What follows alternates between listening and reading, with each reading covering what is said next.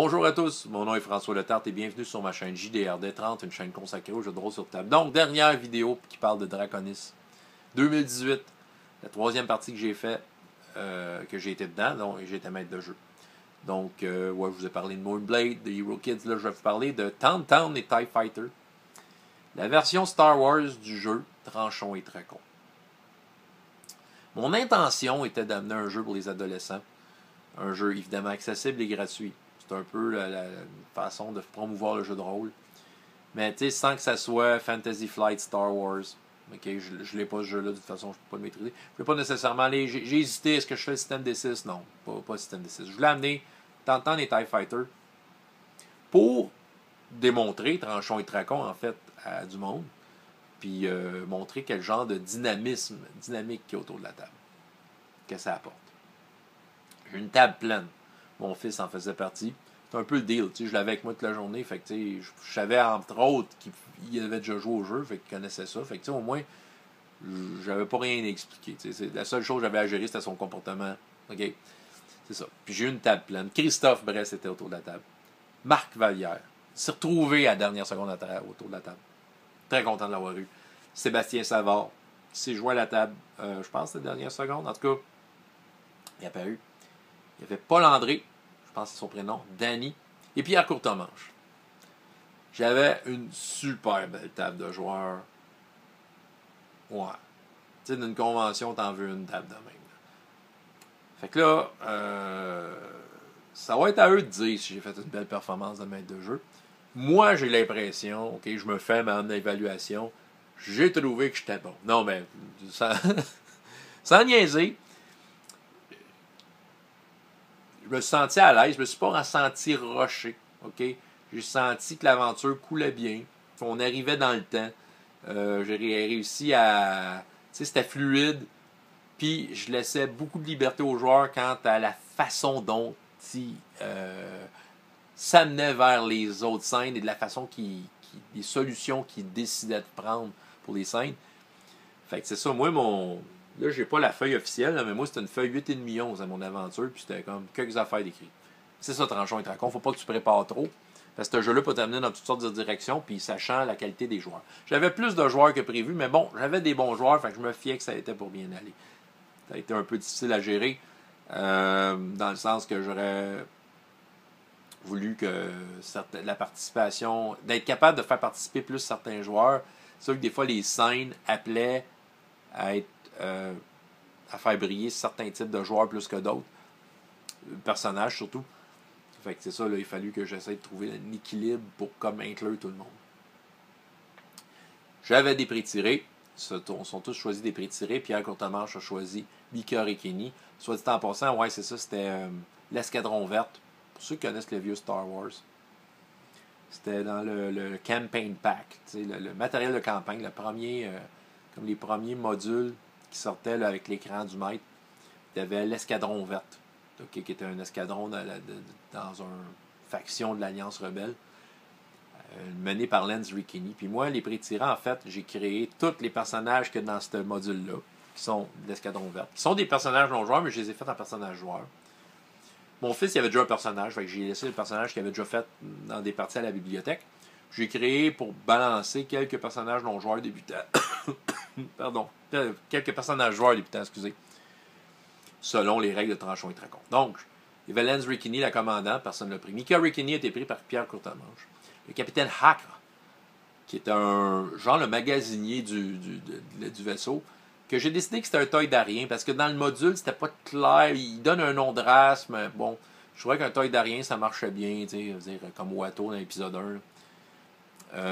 Je nommerai pas tous là, les personnages. Ben, il y avait Baki Surtol, qui est un pilote d'X-Wing, personne ne l'a pris. Il y avait, Capitaine Xmus, Cien Sim, ceux qui sont dans le vaisseau le long cours, qui venait avec le matériel de campagne. Il n'a pas été pris. Dans ceux du module, il y avait 4-1B, qui était le droïde médecin du long cours, a été pris par Christophe. R2V0, qui a été pris par Sébastien Savard. Et Santou, l'espèce de conseiller étrange de Lance Ricchini, qui a été pris par Paul André. Marc, lui, s'est choisi un des personnages débutants. J'avais fait une Zabrak guerrière, une fille. Donc, c'est ça. Le groupe était complet de même.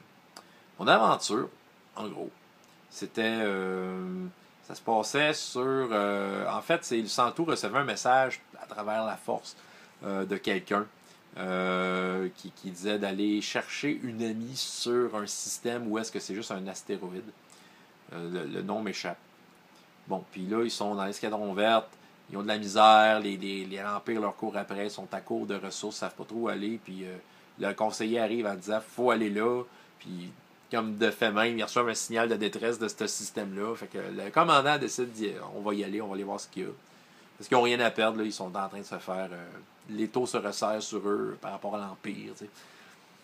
Puis en effet, ils découvrent une fille dans un vaisseau qui a échoué sur un astéroïde qui semble être venue d'un autre temps. Ils se font... elle était recherchée parce qu'il y a deux Star Destroyers qui sont arrivés, foutant la zizanie, forçant l'escadron vert avec leur gros vaisseau base à s'enfuir. Et donc, les joueurs qui étaient dans le long cours ont eu à s'enfuir dans une autre direction avec la fameuse fille qui voulait les amener sur une planète qui s'appelle Yenda. Un des croiseurs interstellaires avait une espèce de canon bizarre qui détruisait les astéroïdes. En tout cas, il n'avait jamais vu ça. Ben, en fait, l'ingénieur, Mika, joué par Pierre, a réussi à se rappeler que c'était peut-être un prototype. Quelque chose qui fait ressembler à une mini-étoile noire, mais sur un Star Destroyer.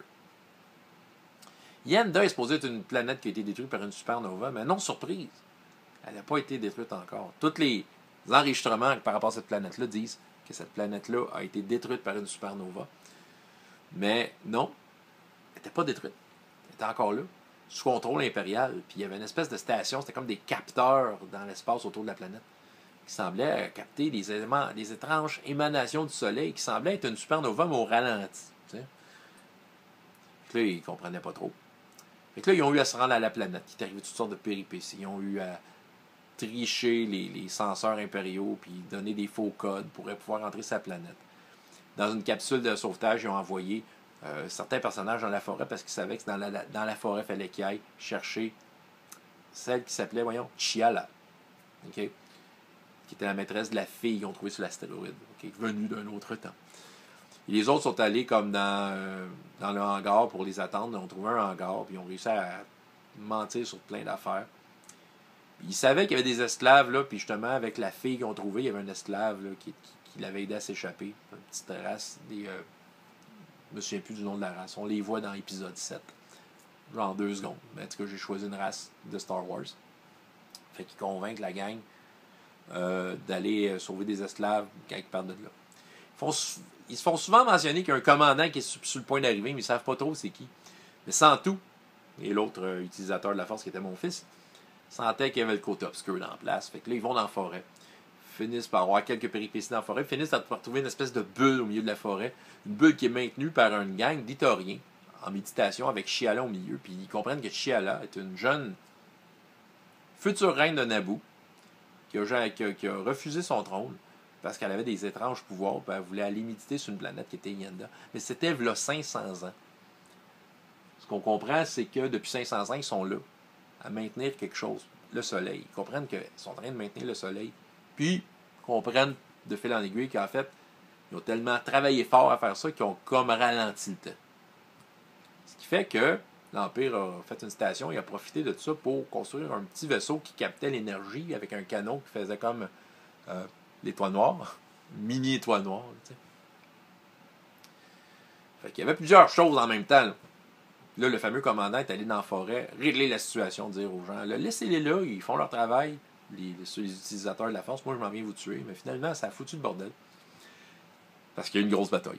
Fait que il y a eu des batailles entre le méchant monsieur qui était un genre de Jedi noir contre les Jedi, des Stormtroopers attirés, des TIE Fighters qui courent après le long cours qui s'en venaient les chercher. Bref, tu sais, c'était à plein de niveaux comme dans un bon film de Star Wars. Puis, finalement, ils ont décidé que Chiala, en fait, retenait la supernova. Elle disait, si je me relâche, le soleil explose. Fait que, à regret, ils ont eu à laisser Chiala là. Parce que, tu sais, c'est comme si elle avait une grenade, un détonateur thermal dans les mains, découpillé, puis qu'elle tenait la goupille, puis si elle enlevait sa main, ça explosait. Fait que c'est elle qui avait la main dessus, on ne pouvait pas l'enlever. Fait qu'elle a décidé de se sacrifier. Et a sauvé tout le monde qui était avec elle à ce moment-là, dans cette bulle-là, parce qu'elle n'était pas toute seule, elle avait ses suivantes, il y avait les Itoriens, sages, tout ça. Fait qu'ils ont réussi à sauver tout ce monde-là, qui était né là 500 ans, qui vont se retrouver dans un monde qu'ils ne comprennent pas, parce qu'ils sont dans le futur pour eux autres. Puis Chiala a réussi à retenir suffisamment ses forces pour que les personnages puissent s'enfuir. Et elle a relâché la Sol pour faire exploser le Soleil et détruire par la même occasion tout ce que l'Empire a mis là. Et le croiseur interstellaire avec le canon bizarre qui pouvait détruire des astéroïdes et peut-être des bouts de planètes. Ça résume en gros la chose. Peut-être que je manque des bouts. Ceux qui ont participé à l'aventure peuvent peut-être mettre des détails, partager des souvenirs. Parlons de la table en tant que telle. Super table de joueurs. C'est sûr, j'avais de la discipline à faire avec mon fils. Il était énervé, il jouait avec des grands. Il aime ça dans ce temps-là. Il faisait l'hôtesse de l'air. Il y avait de quoi dire sur tout. Bon, okay. C'est un enfant. Son niveau d'énervement, ceux qui ont écouté la vidéo sur Hero Kids me comprennent. J'en ai parlé. Fait que c'est ça. Mais il fallait que je tempère ça. Fait que c'est sûr que ma performance de maître de jeu, j'avais comme un facteur qui dérangeait, parce que j'essayais d'être à l'écoute de tout le monde. Des joueurs de différents, c'est sûr, c'est convention, fait que c'est des joueurs de différents tempéraments, différentes trempes. Sébastien Savard était plus silencieux. J'ai jamais joué avec lui, je le connais, là, on se connaît, là. Mais tu sais, est-ce que, tu sais, je me pose la question. Okay. Est-ce que c'est parce que j'ai pas réussi à l'inclure dans cette scène? Je vois quand même un R2, là, tu sais. Tu peux faire toutes sortes d'affaires avec un R2, mais c'est ça. Mais quand même, ses interventions étaient intéressantes. On sentait le R2 en lui. Hein? Le droïde, on voyait qu'en lui, il se cachait un droïde astromique. Donc, il a réussi à faire quelques actions d'être là. Donc, électrocuter plein de Stormtroopers. Donc, ça a été un moment épique pour R2V0. Ça a été son grand moment. Marc, qui jouait à la Zabrak, que j'essayais de l'inclure parce que je voyais que c'était vraiment une machine de combat. Puis oui, il y a eu des combats, mais il y a eu des grands moments où c'était de la résolution d'énigmes. Puis, donc, j'essayais de l'inclure en y fournissant des informations. Mais toi, tu sais telle information pour qu'il puisse cuisiner ça, puis renvoyer ça, pitcher la balle aux autres à sa façon. Fait que c'est ça. Il y a quand même eu des scènes de combat où il a brillé, il a été épique, il a détruit il a détruit des speeders à coups de gun, puis il a terrassé des Stormtroopers. Il en a fait du stock. J'ai quand même réussi à faire ça. Je sentais que Marc était fatigué. Il faut dire qu'on finissait la convention. Là. On était tous brûlés. Ah oui. C'est ça. Mais reste que, encore une fois, son jeu était juste comme d'habitude. Christophe, avec 4-1B, jouait le parfait droïde médecin. Ses interventions étaient claires, nettes, précises. On y croyait. Là encore, j'essayais de travailler pour l'inclure. Où il s'incluait lui-même dans des moments clés, c'était très bien. Mais je pense que le nombre de joueurs autour de la table a peut-être un peu nuit pour qu'il intervienne plus. Malgré tout, j'ai senti il y avait un jeu très juste. Mais c'est ça. Du coin de l'œil, je le checkais. Je voyais que des fois, il n'était pas dans le jeu. Fait que qu'il aurait peut-être aimé ça. Je sais pas. Il faudrait que tu m'en parles, Christophe. J'essayais de le ramener. En tout cas, j'ai travaillé fort. Pour que tout le monde en ait pour ses pesos, pour ses crédits. OK. Paul-André qui a joué sans tout. Il a fait un bon conseiller. Il faut dire que c'était un personnage un peu clé dans cette aventure-là, parce qu'il était contacté par la Force. Fait que, déjà, son personnage, dans le genre d'aventure que j'avais fait, s'il n'était pas pour être choisi, c'était un personnage non-joueur relativement important, qui n'aurait peut-être pas suivi les joueurs. Mais là, il a été choisi comme personnage joueur. Fait que, ça a été un personnage guide en tant que tel, parce qu'il était connecté avec Chiala, qui était comme un peu la clé d'énigme de tout ça. Fait qu'il avait accès à beaucoup d'informations qui faisaient avancer l'aventure. Fait que c'est sûr que Paul-André a été clé, mais il a très bien joué son personnage. Il a été c'était le conseiller sans tout, ben c'était un vrai conseiller. Puis avec Chiala, il a comme créé un lien avec ce personnage non-joueur-là. Puis quand il a su qu'il devait laisser Chiala là, j'ai senti, je sais pas, là, c'était peut-être moi là, qui fabule, là, mais j'ai senti Paul-André, ça l'a affecté, ça l'a ému de dire je suis obligé de la laisser là, je suis obligé de la laisser mourir, puis c'est ça. Puis comme qu'elle se sacrifie, mais je voyais qu'il était torturé, qu'est-ce qu'il fait, Il a bien joué son affaire, tu sais. Il a aidé, tu sais. Puis il jouait un personnage sensible à la force qui n'avait pas de sabre laser. C'était juste un sage, tu sais. Puis on l'a senti le sage. Danny qui jouait le toy d'Arien. Écoute. Moi, j'aime le film épisode 1, en passant, là. C'est pas mon meilleur de la série, mais je l'aime. Watto, c'était peut-être pas mon personnage préféré dans le film. Mais bon, il est là, ça fait partie de l'univers de Star Wars. Fait que, tu sais, j'accepte ce genre d'extraterrestre-là, tu sais. Puis, le mettre dans le game, pourquoi pas? Est-ce qu'il était pour être choisi? C'était peut-être pas le personnage qui était, à la base, le plus évident à jouer. Il a décidé de le prendre. Puis écoute, il a cru, il a tenu son personnage du début à la fin, ce gars-là. On y croyait, avec ses petites ailes dans le dos, là, puis qui est en train de critiquer tout, là, pensant au profit, pensant pourquoi qu'on va sauver ce fille-là, on perd du gaz à cause qu'on fait ça. Puis tu sais, la voix, puis il en firouapait tout le monde à qui parlait. Écoute, il a fait qu'à croire qu'il y avait de la diarrhée, de la gastro dans le vaisseau pour pas que des impériaux rentrent. En tout cas, tu sais, le gars, il se battait pas. Mais il avait la langue fourchue. Puis il l'utilisait tout le temps. C'était magique. J'avoue que j'avais eu un petit faible pour le Capitaine Acre cette fois-là. Et Pierre, quelqu'un que j'ai connu dans le passé un peu. Il se tenait avec un joueur que j'ai déjà eu dans le passé. Puis c'est ça. Un gars hyper enthousiaste avec Star Wars. Qui a beaucoup d'idées, il amenait beaucoup de choses dans le jeu avec le mécanicien. C'est le fun parce que il se laissait aller dans les termes techniques qu'il en inventait. Puis, il voulait tout modifier pour aider. Puis j'étais tout trafiqué les codes. Fait que, il était capable de m'expliquer ce qu'il faisait. Là. Il l'expliquait là, techniquement. Là. Fait que, on sentait l'ingénieur en lui nous parler puis voir ce qu'il avait fait. Puis, je pense un peu aussi... il jouait un genre de rôle de leader, en fait. Puis, en fait, le personnage en tant que tel est un leader. C'est Mika Rikini qui est le mari de la commandante du vaisseau. Fait qu'il est comme le deuxième en commande. Puis, je pense que naturellement, il prenait ce rôle-là. Il tranchait souvent sur les décisions. Il amenait les autres dans une direction par rapport aux ordres. Il était contesté des fois, là. Mais, il était quand même un genre de commandant là-dedans. Moi, j'ai senti qu'il apprenait sa place, tu sais. Puis, l'enthousiasme, tout ça. C'est mon topo de la table. Moi, comment dire? C'est le fun, le jeu de rôle, hein? C'est le fun de se retrouver avec une table de même. C'est le fun de se retrouver avec une table de même. C'était très intense. Très, très intense. Tanchon et Tracon est un jeu intense. Je vais faire des vidéos là-dessus, ça s'en vient. Éventuellement. Tanchon et Tracon est un vrai... c'est une vraie montagne russe.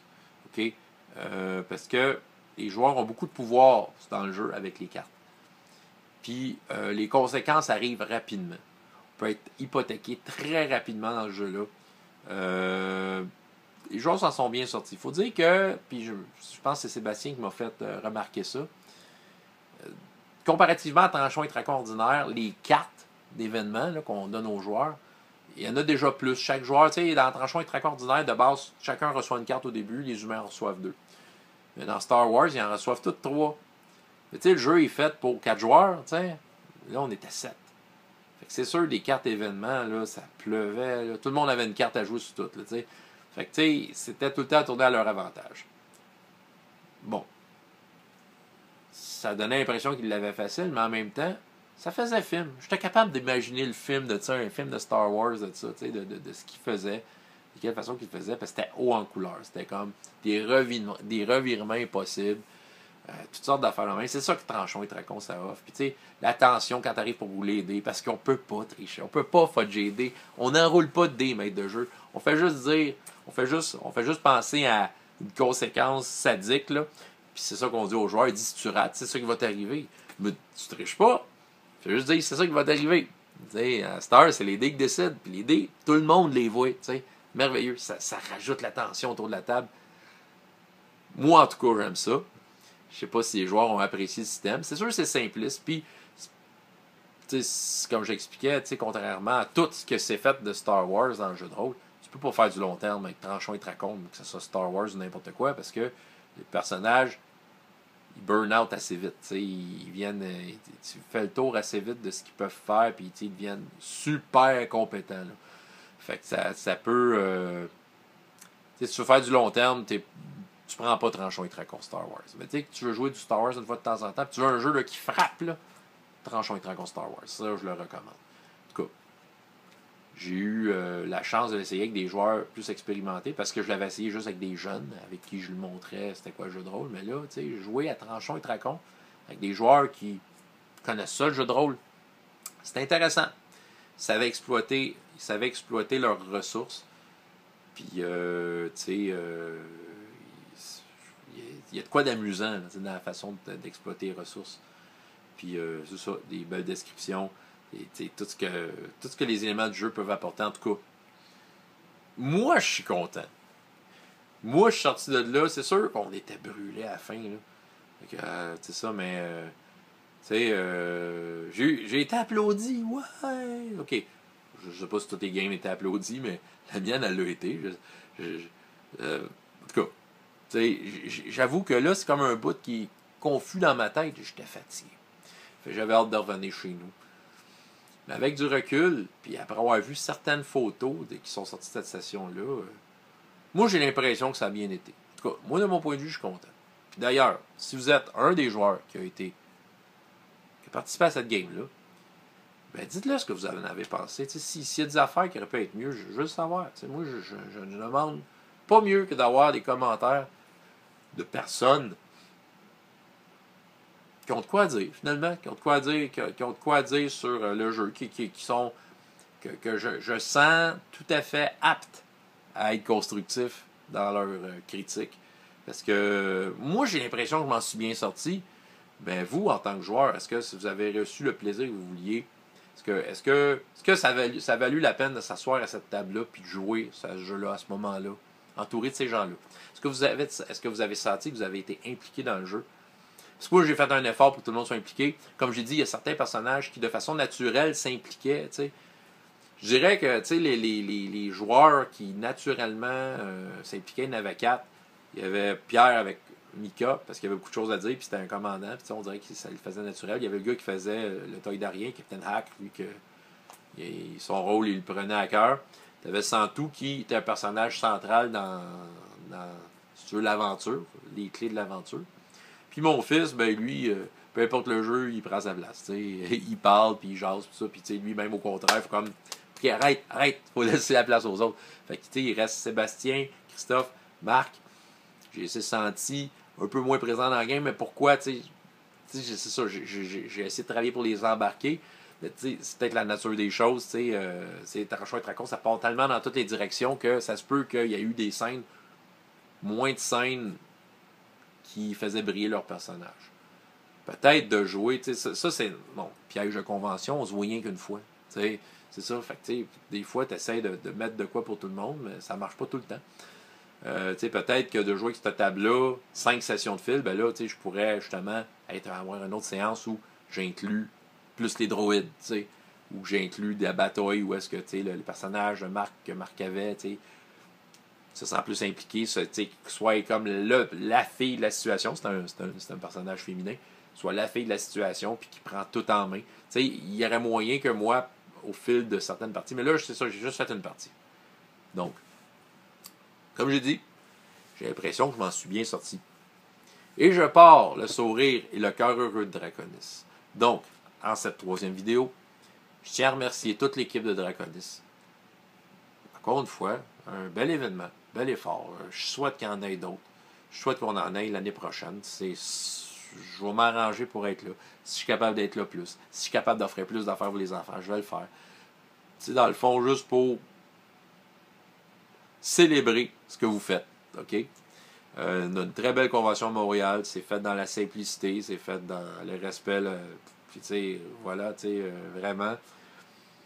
Stéphanie, c'est les 2 noms qui me reviennent. Les autres aussi, là, je vois leur visage dans ma tête. Je connais pas leur nom, mais toutes vous autres, je vous remercie.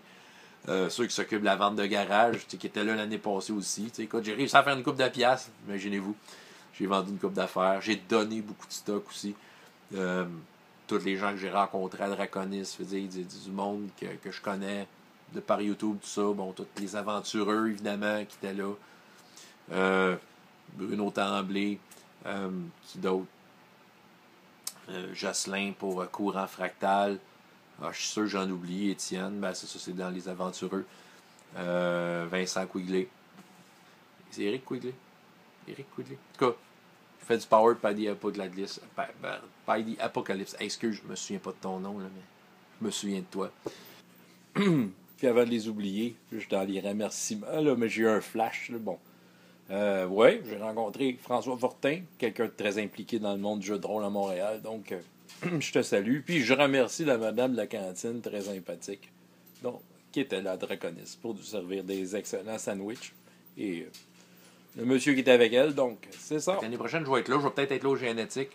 Mais voilà, c'est ça que j'avais à dire sur Draconis. Très heureux de ma fin de semaine. J'ai eu toutes les 3 séances que j'ai faites partie. Ben, je suis sorti de là heureux et enrichi de ces rencontres-là. C'était long, mais c'est pas grave. Hey, 1h30 à m'écouter de parler de Draconis. Hein? François Letard, JDR D30. Et jusqu'à la prochaine fois. Il y a autant de plaisir dans la vie que dans les jeux. Au revoir.